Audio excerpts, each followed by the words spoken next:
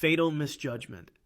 On June 12, 2018, Marcus Lowry arrived at Cuba's Cueva de los Peces with plans to photograph cave wildlife. Marcus was 29 years old and worked as a nature photographer from Tampa, Florida. He carried professional underwater camera equipment valued at over $5,000, including a high-definition camera with external lighting. The cave was a popular tourist spot, but Marcus had arranged special access to photograph during a quiet period. The entrance to the cave was a vertical shaft approximately 15 feet deep that opened into a series of interconnected chambers. Water temperature inside was 79 degrees Fahrenheit, and humidity reached nearly 100%. The main chamber measured roughly 60 feet across with a ceiling height of about 12 feet. Several smaller pools dotted the cave floor, ranging from 3 to 8 feet deep. Weak natural light filtered through cracks in the ceiling, creating eerie patterns on the water surface. Local guides had explicitly warned Marcus about a territorial male crocodile that inhabited the cave system. The reptile was well known to locals, who estimated it was approximately 12 feet long and had lived in the cave for at least 8 years.